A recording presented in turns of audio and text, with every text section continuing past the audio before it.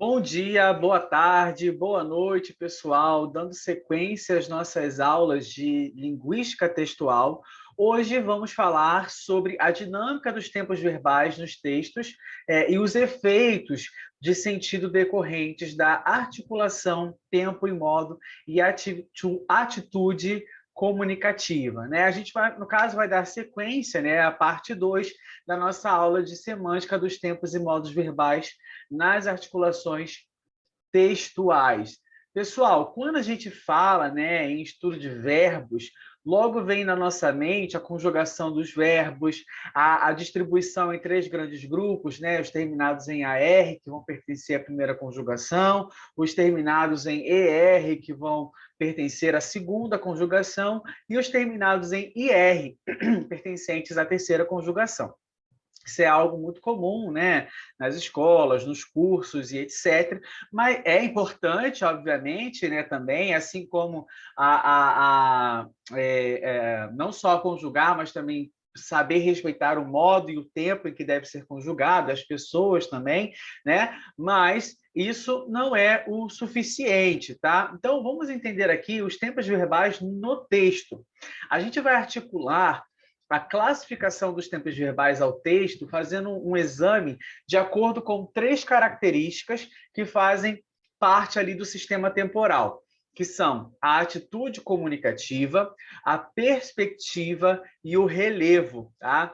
Essa classificação ela foi proposta pelo linguista Harold Wettig, se eu não me engano. Não sei se está correta a pronúncia, tá? A análise de Wettig, a gente vai trabalhar sobre isso na narração e o comentário. A gente vai ver o que ele distingue aqui, né? Então, vamos falar da atitude comunicativa. Então, existem dois tipos de atitude comunicativa: narrar e comentar.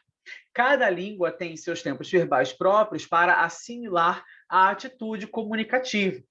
Os tempos usados no texto da narrativa, né, no mundo narrativo, no mundo narrado, são os tempos do passado. Então, nas narrações, geralmente, a gente vai utilizar os tempos passados, o pretérito perfeito, o pretérito imperfeito, o pretérito mais que perfeito e o futuro do pretérito, tá? E os tempos empregados no texto do comentário, né, um texto argumentativo, vai ser ali do caso do mundo comentado, são o presente, o pretérito perfeito, simples ou composto, e o futuro do presente. Tá? A classificação dos tempos verbais em tempos de narração e do comentário enfatiza o modo indicativo. Então, nessa construção de mundo narrado e mundo comentado, a gente vai trabalhar com o modo indicativo que a gente estudou na aula passada. Vamos só marcar aqui o seguinte: mundo narrado, quais tempos verbais? Pretérito perfeito, pretérito imperfeito, mais que perfeito e futuro do pretérito, tá? Mundo narrado. E o mundo comentado? Presente, pretérito perfeito simples ou composto e o futuro do presente, todos aí do modo indicativo. Na narrativa, né, no mundo narrado, a atitude ela é mais relaxada, há um certo distanciamento em relação aos fatos narrados. Tá? Então, tem uma atitude mais descontraída, ok? Já no comentário, a gente tem ali um comprometimento, um engajamento, tá? A gente vai, porque comentar é engajar-se e forçar ali o interlocutor a engajar-se também. Por isso que a gente pode dizer ali também do texto dissertativo, né? Que argumentativo, do texto argumentativo, que você quer convencer aquele leitor, ok? Vamos trabalhar então agora com a parte da perspectiva, gente. Além da atitude comunicativa, é preciso observar também a perspectiva a partir da qual os tempos são empregados. Em relação à perspectiva, em cada mundo há o tempo zero, né? Os tempos zero, ou seja, sem nenhuma perspectiva, e os tempos retrospectivos e prospectivos. Então, vejamos, para cada atitude, né, para cada tipo de atitude comunicativa, narrar ou comentar, há os tempos zero, que não expressam perspectiva alguma, ou seja, apenas sinalizam que se trata de um relato ou de um comentário. Porém, Há os tempos verbais com perspectiva retrospectiva, que sinalizam eventos anteriores ao tempo base, tá? E aqueles com perspectiva prospectiva, o que sinalizam para eventos posteriores ao tempo base. No mundo comentado, o tempo zero é o presente. No mundo comentado, o tempo zero é o presente. O retrospectivo é o pretérito perfeito e o prospectivo é o futuro do presente. Tá? Então, de novo, no mundo comentado, o tempo zero é o presente. O retrospectivo é o pretérito perfeito e o prospectivo é o futuro do presente. Aqui tem um esqueminha, né? O mundo comentado, o tempo zero, presente, retrospectivo, pretérito perfeito, prospectivo, futuro do presente. No mundo narrado, a gente tem dois tempos zero, o pretérito perfeito e o pretérito imperfeito, tá? Então, no mundo narrado, a gente tem dois tempos zero, o pretérito perfeito e o pretérito imperfeito. O tempo retrospectivo, que olha para trás, é o pretérito mais que perfeito, e o tempo que olha para frente, que é o prospectivo, é o futuro do pretérito, ok? Vamos, então, trabalhar agora um pouco com o relevo. Vamos falar sobre o relevo, né? Quanto ao relevo, o texto ele vai se dividir em vai se dividir em primeiro plano e em segundo plano, em dois planos, né? Em primeiro plano e em segundo plano, dando informações ao receptor sobre a informação considerada principal e aquela que é considerada secundária. Em português, o relevo é marcado por meio do tempo verbal. Apenas no mundo narrado, tá? O pretérito perfeito vai indicar o plano principal da narrativa e o imperfeito o pano de fundo. Vou reexplicar isso aqui porque eu fiz uma leitura muito ruim. O relevo ele vai ser marcado só no mundo narrado, tá? Só no mundo narrado. Então, o pretérito perfeito vai indicar o plano principal e o pretérito imperfeito o pano de fundo, tá? O pano de fundo, o segundo plano ali. Então, vejamos aqui, ó. Tempos verbais segundo Werens, não sei. No mundo comentado, a gente vai ter o presente, né? No tempo zero. Na retrospectiva, o pretérito perfeito, tá? Pretérito perfeito composto, pode ser tem, ido, e etc., né? Na prospectiva, o futuro do presente. Tá? O futuro do presente. Já no mundo narrado, que há um distanciamento, né? Há um distanciamento. No mundo comentado, há uma aproximação, há um engajamento. No mundo narrado, há um distanciamento. Nós temos aqui o pretérito perfeito, né? No tempo zero, que ele vai ter um relevo. Ó, ele vai ter o relevo. E o pretérito imperfeito, ele vai servir de pano de fundo. Vai ser ali o segundo plano, tá? E a retrospectiva é com o pretérito mais que perfeito composto. Acho que aqui está errado, né? Deixa eu só verificar aqui em cima para a gente confirmar. Ó, pretérito perfeito, pretérito mais que perfeito. Não passa nada aqui. Enfim, pretérito mais que perfeito aqui na retrospectiva e na prospectiva, futuro do pretérito. Tá? Então, observem aqui nesse texto. O dia estava lindo, o céu bastante azul, sem nenhuma nuvem. As crianças brincavam na areia, construindo castelos que as ondas, de vez em quando, destruíam. Maria não desgrudava os olhos de sua filha menor, que ainda não sabia nadar. Foi quando, de repente, uma onda enorme arrebentou na areia. Percebam aqui que esse aqui é o pano de fundo, gente. Olha os verbos aqui, ó. Os verbos aqui no pretérito imperfeito. Estava, brincavam, desgrudavam, tá? Então, tem que ter essa noção do pano de fundo. E o principal está aqui no imperfeito, né? No pretérito imperfeito. Arrebentou.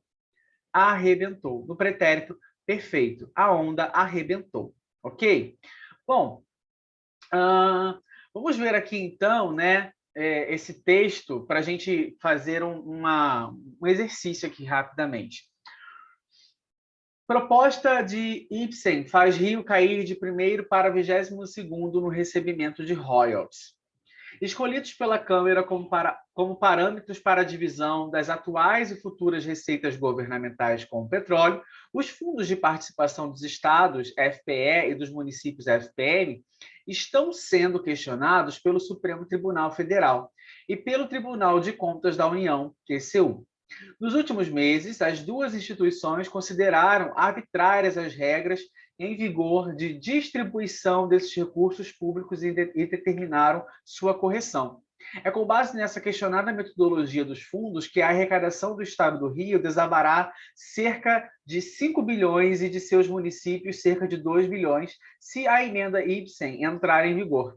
Como mostra a reportagem de Gustavo Pou, publicada na edição desta terça-feira no Globo. Nesse caso, o Rio, estado que mais recebe royalties atualmente, passará a 22º pelo ranking do FPE. Então, a gente percebe aqui que a intenção do autor, né, é comentar algo. A gente tem os verbos aqui, né, estão sendo, cadê? Os fundos de participação estão sendo pelo Tribunal Nacional. As duas consideraram, a gente está usando aqui o pretérito perfeito, consideraram, determinaram, pretérito perfeito, que tem aqui essa função, né, do comentário, né? Em que tempo estão os verbos em destaque? Bom, aí a gente tem aqui alguns verbos em destaque, mas eu não vou ficar me prendendo muito, não, mas a maioria está no presente, né? Ou no pretérito perfeito. E a gente pode, então, tentar mudar esses verbos para poder passar de um comentário para uma narrativa, e a gente tem que passar para o pretérito mais que perfeito, alguns verbos, para o pretérito imperfeito, tá? Para fazer essa alteração. E aqui o autor, como faz um comentário, ele está buscando engajamento, né? Ele se aproxima ele tem uma aproximação porque ele quer engajar, ele quer argumentar, aqui ele quer convencer o leitor, ok? Bom, a metáfora temporal. Pode ocorrer, no entanto, usarmos tempos do modo comentado no narrado e tempos do modo narrado no comentado. Isso caracteriza o que o Eres chama de metáfora temporal. Vamos comparar, então, esses dois segmentos aqui. No dia 7 de setembro de 1822, Dom Pedro e sua comitiva partiram de Santos em direção a São Paulo. Às margens do rio Ipiranga, Pedro proclamou a independência do Brasil e se tornou, logo depois, o primeiro imperador do Brasil. Ok, então a gente tem aqui o verbo partir e o verbo proclamar, né? Vamos ver aqui o segundo. A gente vai manter o mesmo verbo aqui, tornou, né? Se tornou. Tornou-se, né? O verbo tornar-se.